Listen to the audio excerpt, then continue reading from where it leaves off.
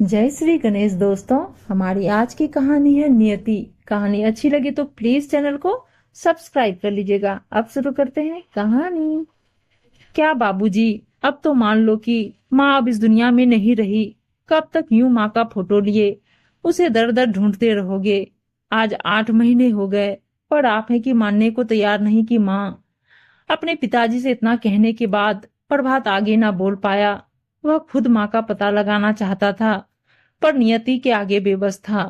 वह तो बस अपने पिता रामशरण को इस दुख से बाहर निकालना चाहता था। थोड़ा रुककर प्रभात ने अपने बाबूजी से कहा, बाबूजी, उत्तराखंड त्रासदी में हम अकेले नहीं थे जिन्होंने माँ को खोया है। ना जाने कितने घर उजड़ गए, परिवार के परिवार खत्म हो गए। बाबूजी, ईश्वर के आगे किसकी चलती है? मैं तो इसे भी ईश्वर का आशीर्वाद और चमत्कार ही मानूंगा कि आप हमारे साथ हैं। आपका आशीर्वाद सदा हमारे सर पर बना रहे। बस अब आप इन जांच वाले लोगों को माँ का नाम उन मृत लोगों में लिखवा दीजिए जो उत्तराखंड त्रासदी में से लापता हुए थे।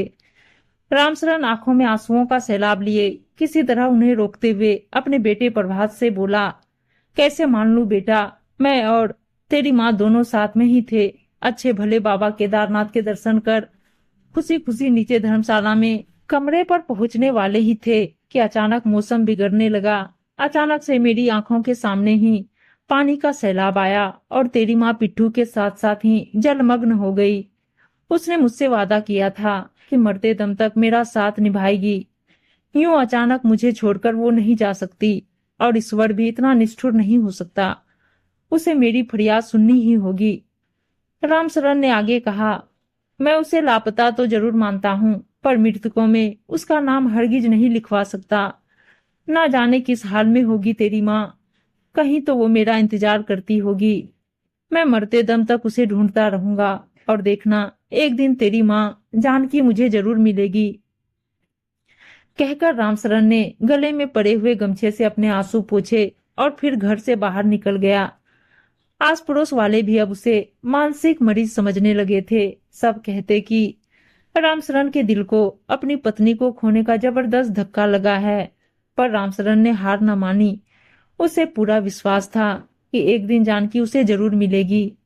वो अपनी पत्नी की खोज में अपने गांव से कई कई महीने के लिए निकल जाता। आपदा के बाद फिर से बसे हुए गांवों में जाकर वहां के लोगों को अपनी पत्नी की फोटो दिखाता और पूछता कि क्या किसी ने उसकी पत्नी जैसी किसी औरत को देखा है। हर तरफ से ना सुनकर थोड़ा मायूस जरूर होता, पर उसका दिल मानने को तैयार ही नहीं था कि जानकी अब नहीं रही।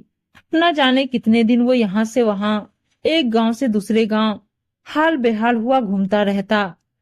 लगभग 1.5 बरस बाद एक दिन जब रामशरण थका हारा चमोली गांव के किसी घर के बाहर चबूतरे पर बैठा था, तो वहां 4-5 अन्य स्थायी लोगों की बातचीत से उसे पता चला कि गोपेश्वर गांव के आसपास कोई मानसिक विक्षित सी महिला सूनी आंखें लिए बैठी रहती है।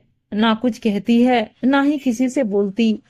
कोई खाने को दे दे तो थोड़ा खा लेती है।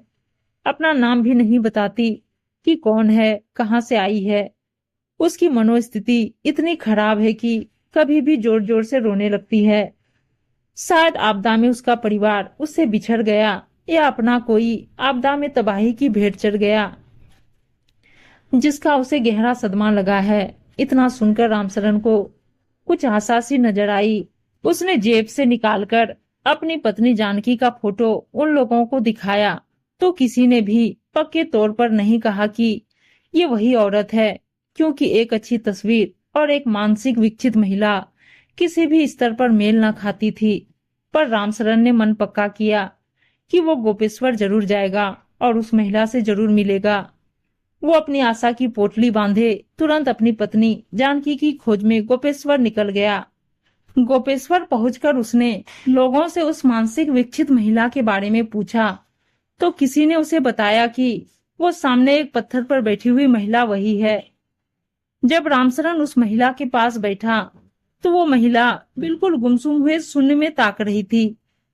पहली बार में तो रामशरण को भी वह महिला अपनी जानकी सी ना लगी, पर वो महिला जब ही कुछ देर पहले बिल्कुल शांत गुमसुम बैठी थी, रामचरण को देखकर जोर जोर से रोने लगी। उधर रामचरण ने महिला के हाथ पर वही गहरा कटा निशान देखा जो पशुओं का चारा काटते समय एक बार उसकी पत्नी जानकी के हाथ पर लगा था। रामचरण को अपनी आंखों पर विश्वास न हुआ, पर उसकी आंखों का आकर्षण था जो उसे विश्वास दिलाता था कि वही उसकी पत्नी है।